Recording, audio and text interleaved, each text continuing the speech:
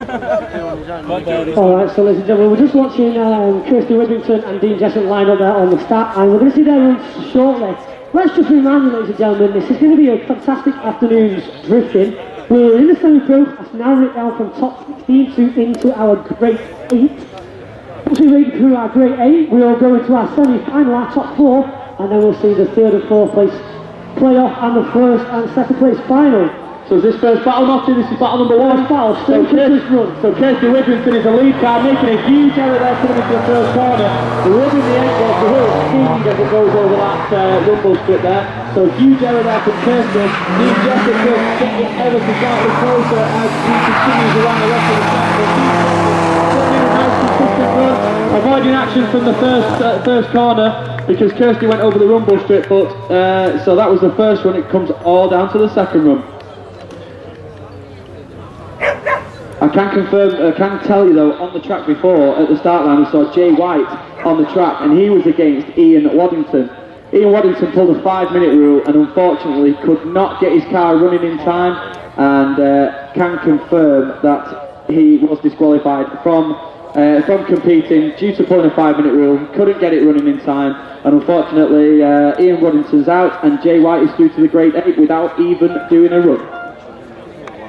Real shame for Ian because he was looking quite competitive yesterday, narrowly missing out on the top 16 to begin with, and got that obviously that opportunity to make it into the top 16, and unfortunately the 5-minute rule not making it in time, and therefore his day is over. But he'll head that round into the crowd and into the pits, and he'll become a spectator for the day. So we've got a 5-minute rule, Matty, from Dean Jessup. Got a bit of an issue on his car, but he's up there with the bonnet up. He's out of his car looking under the engines just to make sure, just to see if there's anything wrong with it.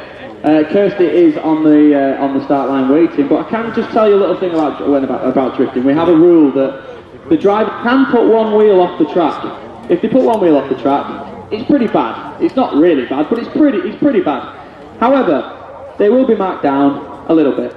If they put 2 wheels off the track, it is a big fat no. The judges don't want to see 2 wheels off the track, and it gives a huge advantage against, to going into the next battle. So it gives a huge advantage to the other person if you put more than 1 wheel off the track. So into the second battle, Matty. Yeah, it's the second battle. It's Dean Jessup to lead and Kirsty Whittington to follow. Kirsty in there with a lot of speed, therefore wide. Dean Jessup straining. With that vehicle, that's why he had the body on just right, and against Dean Jessup straight, and literally just having to shut off, and allowing Kirsty we are extending that final corner. So a bit of a peculiar one there, Anthony. Yeah, crazy. I mean, something. Obviously, we saw Dean Jessup pull up in the holding area and check something on his car. He did 2 corners and then drove the final corner. So maybe it's some transmission fault, maybe.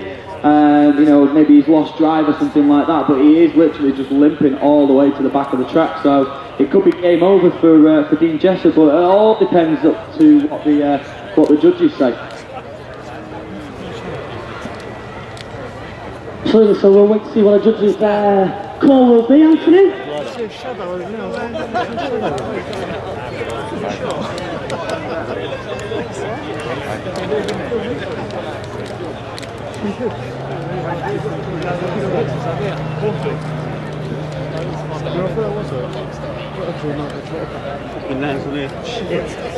We're just trying to find out. We've got the radios in our ears from the judges and from the guys up there.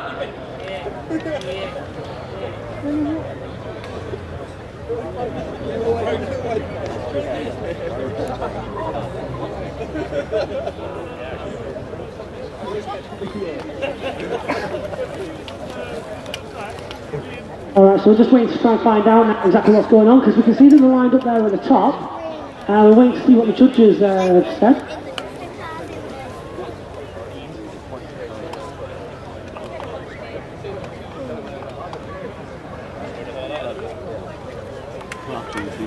So I'm just listening in my ear to the judges and to the pit. Sorry, not the pit crew. The start line marshals up there. The Dean Jessup has got an issue with his car. He's losing power basically, but what the judges wanted to know is could he continue?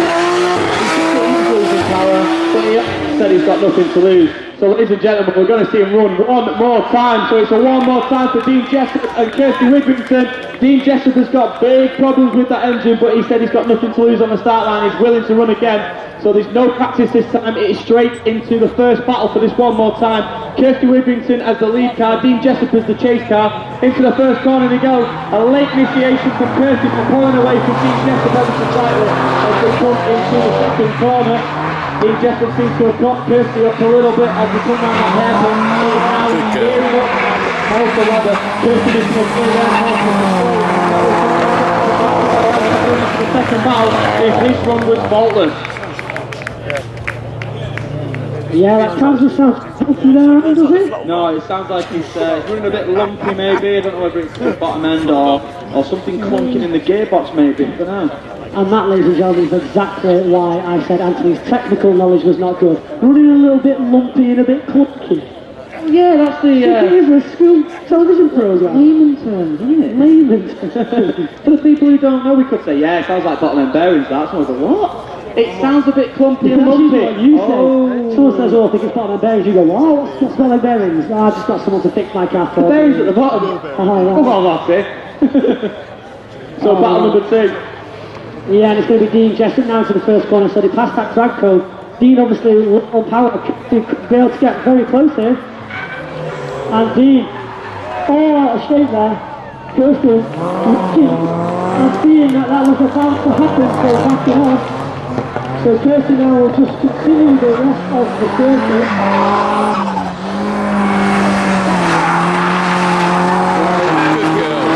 Try and get up that hill and it looks like it has gone. I don't even think his car's running. Is it?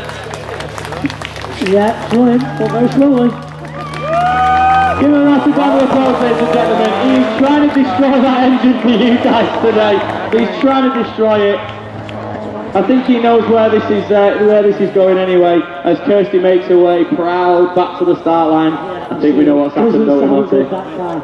But, ladies and gentlemen, that's what these guys are like. I think they're just crazy and it's mad, but these guys will quite comfortably blow up an engine just to put on a good show for you guys, and that's exactly why we ask you to give them a massive round of applause, because these guys put on this show for you, travel all over the country to various events. Many of these drivers have driven a long way. I know that it was 16 hours drive for David Waterworth all the way from Scotland, Anthony. So 16 hours drive to get to Liddon Hill. So I have just found out what happened with Dean Jessup. As they came into the start, onto the start finish, they came past the drag cone, and just as he was about to initiate, he put his clutch in to pull the handbrake and the car cut out. He took the clutch out and he didn't start again. So that caused him to straighten, and the thing that he did was he pulled out the right hand side of the lane to avoid Kirsty. He let Kirsty carry on the drift. So Dean Jessup, unfortunately, is out of the Maxi British Championship, and Kirsty Widrington is through to the Grade 8 of the semi-pro class here at Liddon Hill. Yeah, and as Kirsty Widrington passed us then, she was screaming. So give her a round of applause as she comes round this top bend. Yeah, she is waving her arm. She is a really happy girl. Look at her bouncing in that seat as she makes her way around. She's so happy. You can see the front end of the car bouncing as she's bumping up and down. Yeah, Chris is one of the livelier people that we've got in the Maxis British Drift Championship. But in the meantime, we've got practice for the next battle. Lee Barry in